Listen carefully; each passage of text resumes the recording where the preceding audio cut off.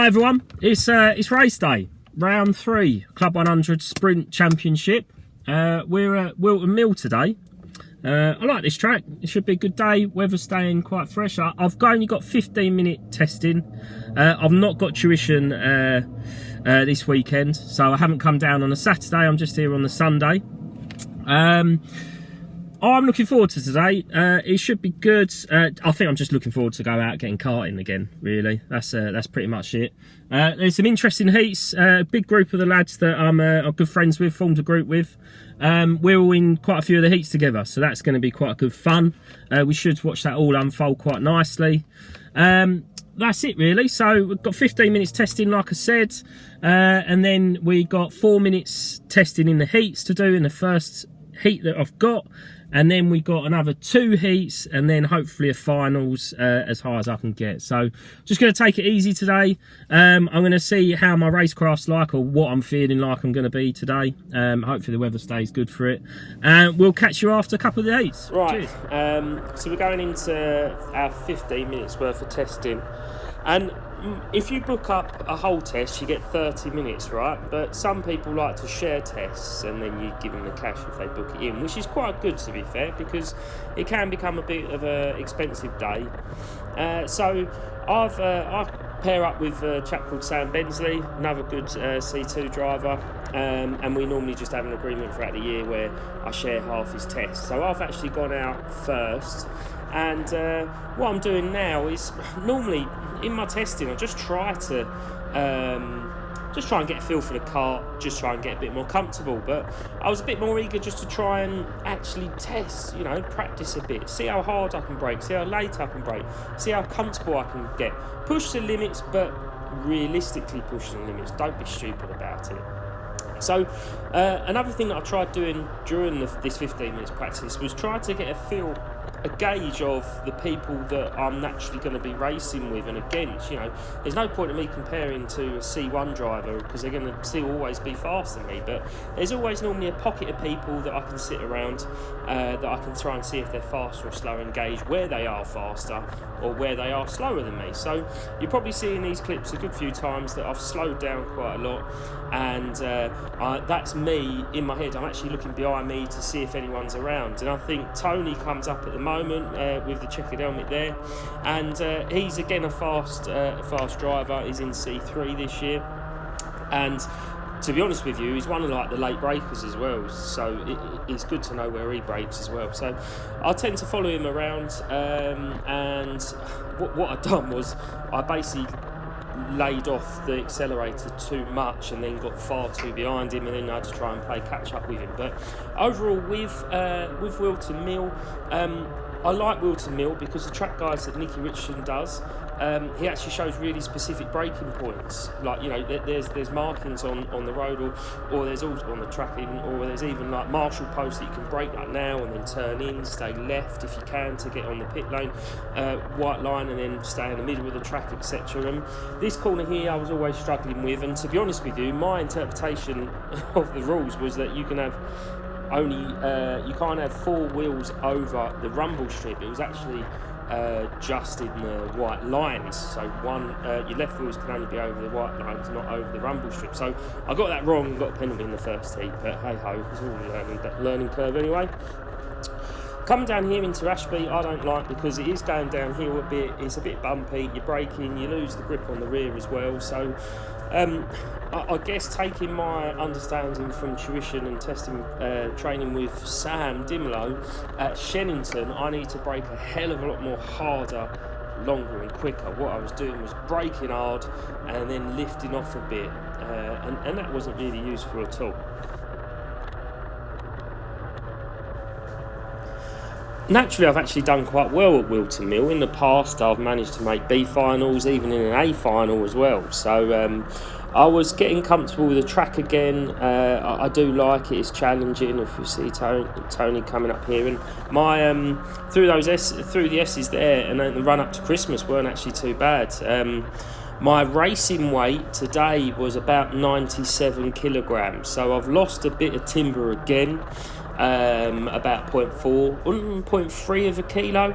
So from the last time that I was out, so I'm still making good progress in that. But I think the lightest I've ever been round Whilton Mill I was at 92 kilograms, all suited, ready. So that was good for me.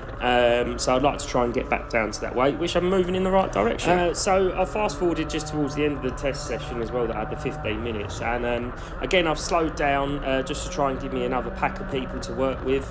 We've got James Radovic in front of me, and we've all got Tom Andrew as well. They're part of that Mango Motorsport crew, and the real OG is in ahead of Jammer there now. And for me, this is good. I mean, James is like all or nothing, and he's aggressive. He makes it work, and he sneaks his way through the heats very, very nicely as well.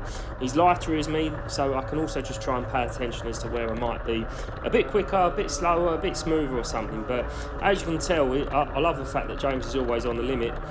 He'll try making me eat cones plenty of times, but I'm sure he won't mind me saying that. And he had a cracking day today as well, so fair play to him. I also love this one-hand drift that he does now, coming into pits. That's brilliant. So that's all that I really wanted to show for that. Now, topic for today, right, is my appalling start to the heats.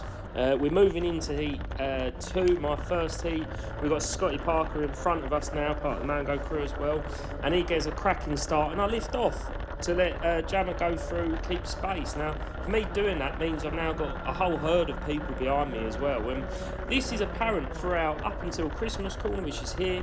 I don't know what this left-hander and right-hander is called, but then coming down to Ashby as well. And I just make the wrong decisions throughout the whole day about my position at carts, where I should go, trying to find gaps. And sometimes with the heats, you just don't know what way to go, so you just commit to it. But I could have made a lot better starts there, but just keeping my foot in it. And I wasn't anywhere up Scott's arse that I needed to be at the start, so that's made him have a brilliant run as well. And my idea now was to stay with James, but then this chap comes in, does a nice overtake, and pushes through very fairly as well. And then another chap, I think, to the right of me, because that's why I've gone wide. Yeah. So again, I think that bloke's Callum.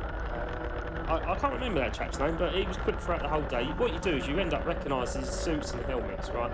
I don't really know the names of them, but I know that this bloke is quite fast around Whilton Mill. I've seen him a couple of times there as well. So, right, the aim of the game for me is I know that my rough average positioning so far this year has been about 7th in heats. So I can appreciate people moving past ahead of me, and I can also appreciate people being behind me. So I know that I'm probably still within a mix of people that are faster than me. So the aim of the game here is to try and just take advantage of replicating what the people are doing ahead of me. And you see the chap going on the inside of James there, gives him a bit of a nudge, puts him out of position, makes him a bit slower. And then a bloke in front, I think, tries to have a go with James as well, but just pulls out of it. So opening laps for me, again, positioning coming up through the corners should be better. And this is all on reflection, right? So you look back at the footage, and me still learning being a C2 driver, moving up from a C3 last year. It's all about anticipating what to do. And like here, I went on the outside stupidly and then let someone through. I've just fast forwarded now because it got a bit boring, to be honest with you. And this is the nice little battling that Tom Andrew has just done to about the inside of Christmas. And then we've got a bloke in the full red. Now, they all ended up bunching up so much that I made a decision to go on the inside of the boot. I've done a bit of a cutback, which I thought worked, and by doing that, I felt like I lent on this bloke on the left, so I actually gave him back the position. Now, looking back at the footage, looking back at the Alpha live streaming, I should have just stuck with it. I already gained speed, so here I'm eyeing up for the cutback. The bloke in the red goes through the left, thinking that he's going to go through. He goes too deep in that one. I then cut back and put my foot planted to the ground there, and I have a bit of a knock, which I thought was to the left, but it was actually to the right of me, and I let him through. Whether or not it would have been a penalty or not, I don't know. Massive shout out to Scott Parker for winning his first heat in that first ever heat win in that one. I finished 10th then, and now we move into heat 5, my second one. I think I started, do you know what, I can't even remember. But I started 8th in this one, and I ended up finished 10th. Again, about average for me, but look how far away I am, about 4 miles away from the bloke ahead of me. So again, Bad timing. I'm braking into the left-hander when I should have just naturally eased into it, and it's now put me way out of position in the run-up to Christmas, which is huge. Steve Linney here. He's a C1 driver, rapid, and gets through the pack really good. So I thought I'm just going to weave my way in here. I hang it around the outside, I get clipped, and now I'm doing some grass cutting, trying to make sure the grass looks nice for the Alpha program, and now I'm miles away from everyone. I think I'm actually last. Oh no, now I'm probably last. So we've got Richard in front of us as well. He's a C3 driver, part of the Mango Motorsport crew as well. For me, I just had to try and play catch up, but look how much he got shunted there, and you know, in the opening heats, that it is a bit bullish, to be fair, up ahead, but I just need to be used to that now. That's one of the things I need to get used to. So I've now settled my head a little bit. I'm now just trying to get back up to the pack and now try to look for opportunities where people are squabbling. Poor old Tony, I think his engine blew up as well, just down there. Richard gets a bit of an oversteer going, and I'll try and have a bit of a run up to the hill. I know he's slightly lighter than me, so I'm not going to be able to do any late lunges, and to be honest, my overtaking isn't actually that good at the moment, so that's an area that I need to help with Sam. Managed to do a nice little switch back on him, and this chap ahead of me, I don't actually know who he is, I haven't seen him before, but I've got Vinod just to the left of me as well. Vinod is a super heavyweight driver, but he's been doing it for quite a long time, so he positions the kart for himself really well. He hardly makes any mistakes as well, so I enjoy actually racing along Vinod, because you know that it's always going to be fair, and you know that you want to overtake him cleanly and securely, etc. So that's a good thing. But I have this chap ahead of me that I end up standing behind for quite a little while. I go through these riffs of these heats where there'll be a massive opening, and I normally get through the pack okay. I normally have an okay start, but just at Whilton Mill today, I don't know what the matter was with me. My head wasn't in the start of the heats looking for good opportunities, and I was just positioning the kart really wrong. Like on this bend a few laps ago, I was on the grass like this, and I'm trying to go around the outside of about 3 people, so it was never going to happen as that chap makes the move on Vinod. So now trying to see if I can capitalise on that, and I definitely didn't, to be honest. But could I follow him through? I know Vinod's gone a little bit wild there. He's now gone on the inside, so will I actually get a run up to the boot? Not so sure about it, because again, Vinod's really clean driver, but I managed to get a bit of a legs on him coming up here. I think I take him on the inside, and now I've got to be careful for the switchback as well, because I know that he's talented enough to do that. So I stay a little bit more wider, give him a bit more room as well, just in case. I think I managed to set that off and just keep within the track limits. Right, well, I've put my editing on a rush speed, I think, because I probably made the videos too short, and I can't get in everything that I want to say, but never mind. We've got Richard Neal ahead of me now. This is now my third heat 9, and Richard Neal won the Class 3 Championship last year, and I come second. So we tend to have some decent races together, but we've never really naturally fallen in heats together. So I did laugh and have a joke with him, Sam. I'll try and give him a nudge up to Christmas. Up the hill if I can, but based on my starts as of late for today or this round, there's probably no hope.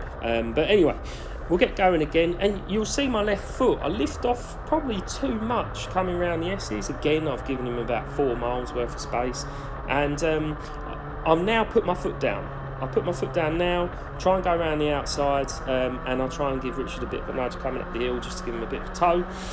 There's a spinner in front of us which causes a few people to get put off by that, gets me out of position as well. There's now people on the inside, and good old James Radovic, he's come steaming through like he normally does and positions himself really well, but I don't know if he gets nudged or he just has a correction and a spin there. So that's now slowed down the whole pack behind us.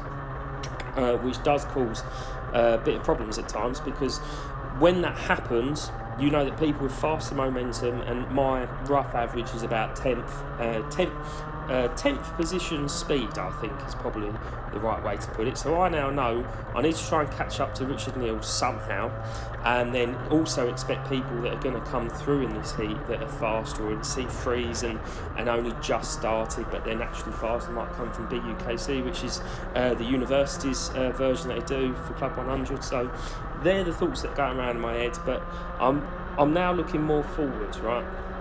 Last year I probably would turn around and see where that bloke is, and that would probably really put me off my momentum, or maybe make me try and overdrive the cart to get away from him. But when you do look behind you, you know who is behind you, and you know if they're going to be worthy of doing a move or not, and if they're even in your class. The bloke in the blue suit, I think, pretty sure he's in the super heavyweights, and the bloke in front of me is in C3. So there's no point in me, yes, for points and heats, but I end up thinking long term and thinking about the finals and thinking, right, well, I might as well let them go to not worry too much about their pace and think about mine and my positioning overall for the day. But whether or not that works all the time, I don't know.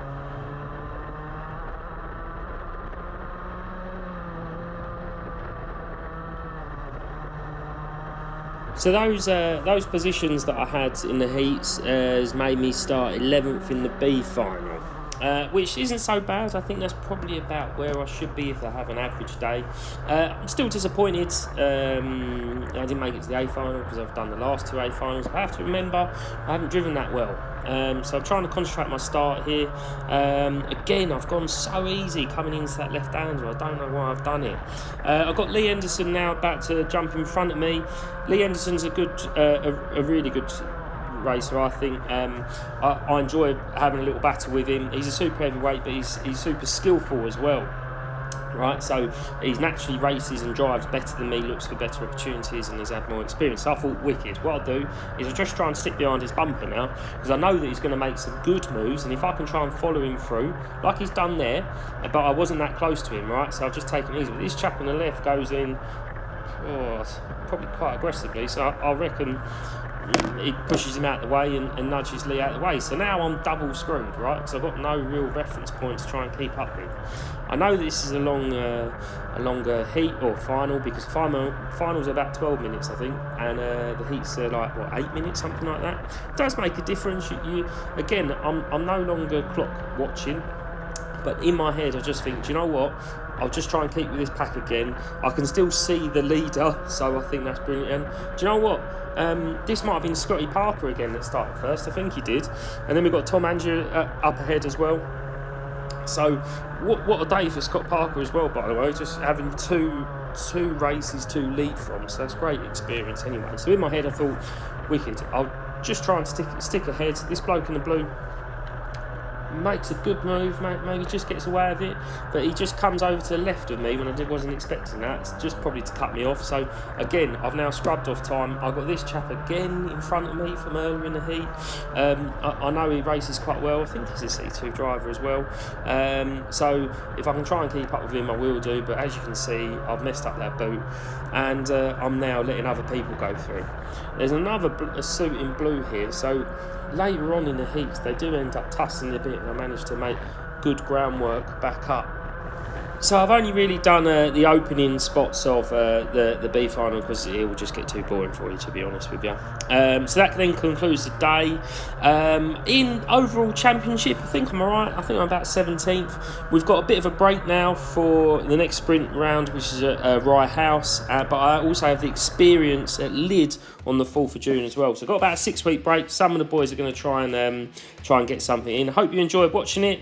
And you didn't mind me yabbering on so quickly because I messed up the editing. And I hope you enjoy the videos, and I'll see you again soon. Thanks a lot.